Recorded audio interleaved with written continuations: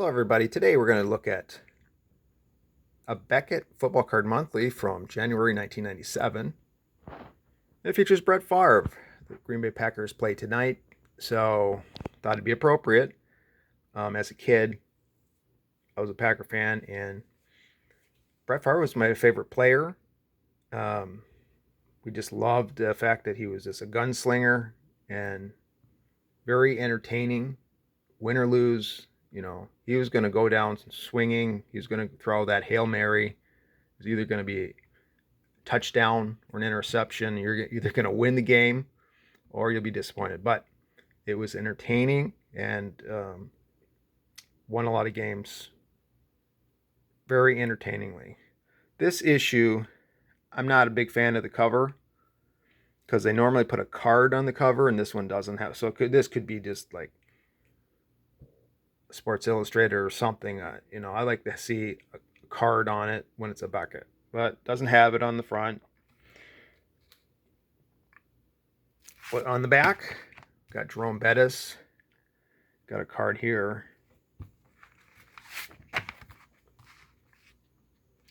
$1997, January, so that's Super Bowl time. $3.50.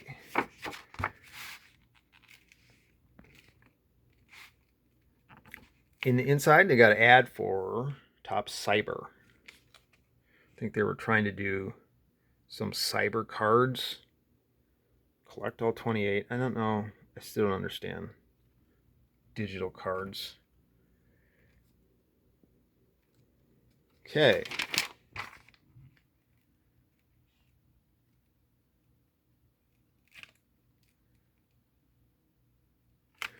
Okay, and we got, of course, Collector's Edge game used ball on the card. That was innovative. We got autograph short prints that looks like Dan Marino there. Ad for Sega. Collector's Choice, which I liked as a kid. They were cheap and they were just, cool cards.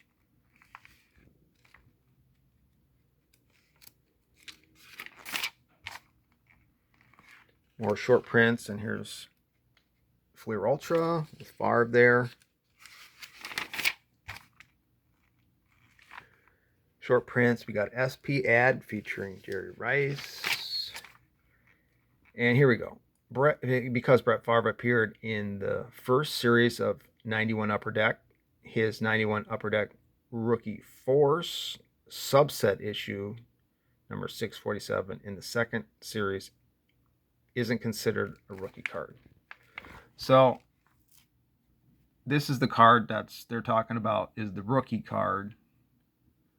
And he's sitting on the bench there. Number 13. That's the rookie card. And this one here, number 647, is not.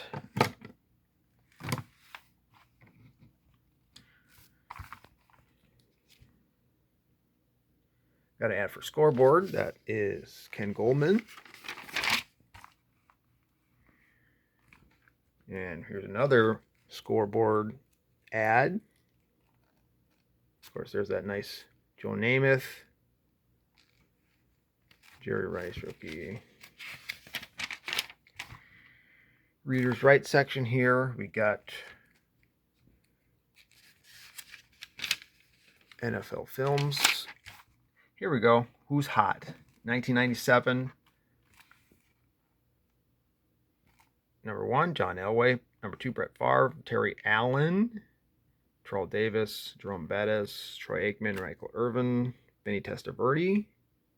Shannon Sharp. Ricky Watters. Eddie George. Jerry Rice. Emmitt Smith. Herman Moore. Boomer Esiason. So people like Vinny Testaverde and Ricky Watters, they had been hot at times in their careers and then cold at times in their careers, depending on the season. So who's hot in vintage? Pat Summerall, Frank Gifford, Terry Bradshaw, Art Donovan, Merlin Olsen. Oh, that's the top 5 vintage television personalities.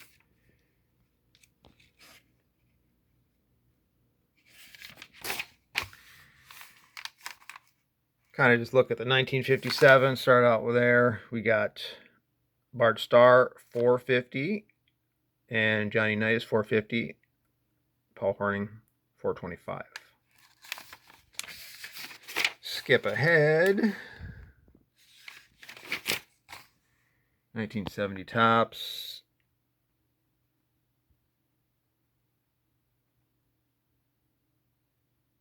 OJ 90.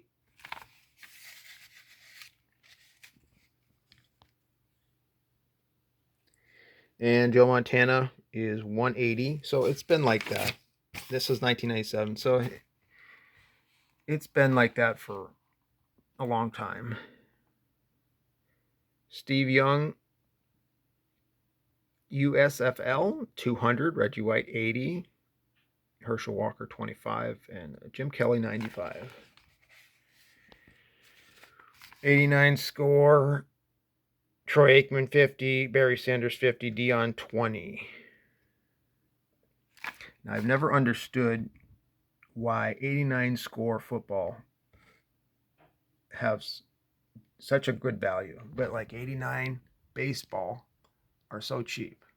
I'm sure it's production, but I didn't really understand that. And then 90 score football is worth nothing.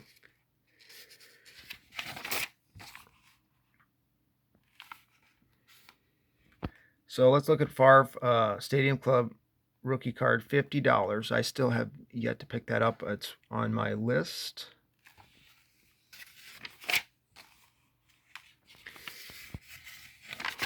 Kind of skip through here. 94. Football was fun. I was more of a baseball collector, and I liked football, but I didn't really understand a lot of who's worth what. And so that's why the Beckett came in handy, because I really didn't know. Like I did in baseball, I knew what was, everybody was worth. I knew all the players, what they were worth. And in basketball, I knew who the star players were and what they were worth. But football, it's hard to tell. Obviously the quarterbacks are worth money, but then after that, which running back, which wide receiver, which star defensive player is worth anything and who's not. It's just hard to tell. And so that's why the football Beckett came in handy. When you open up a pack, there's a lot of interesting packs. You can find out these other players besides the top tier, which are obvious, the Marinos and everything. But like this one, Kevin Green, I had that card. Is that worth anything? I don't know. And hot cards. So it didn't list any 1997 cards. It was just up to 96 Zenith. And so the hot cards, 84 tops, John Elway. 92 Stadium Club Favre, 91 Stadium Club Favre, 94 Refractor Bettis, and so on. And we got Burbank here, and they have a website in 1997. It's that weird website, lainet.com. Well, at least they had a website. I mean, this was very early. Pushing Beckett online. If Beckett would have done something. Slinging. Yep.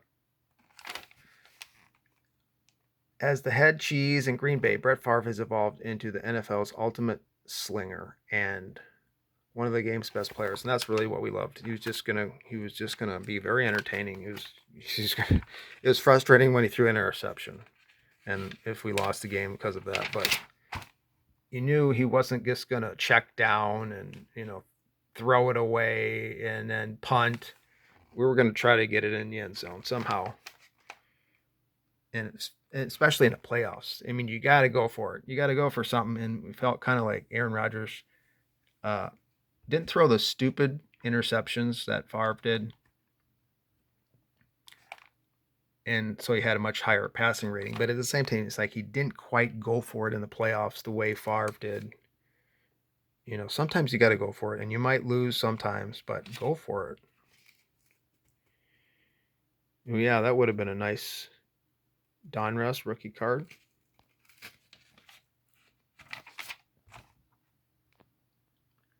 Nice cheese head there in the pinnacle. So, should be interesting with Jordan Love and taking over for Aaron Rodgers. I was very upset about the end of Favre's career, where the Packers would all happen. You know, I wish they would have let Favre play, but at the same time, Aaron Rodgers turned out to be great. So I can't really fault the Packers there, although wish it would have been different at the end for Favre. And at the same time, we'll see about Jordan Love. Is he going to be the same as Aaron Rodgers was? It'd be hard to do that.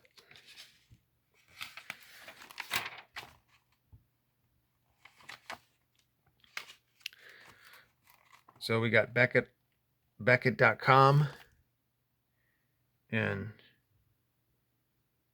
you know, who would have thought they would turn into what they've turned into today, which is basically a card grading company that is not number one. Here's the team addresses.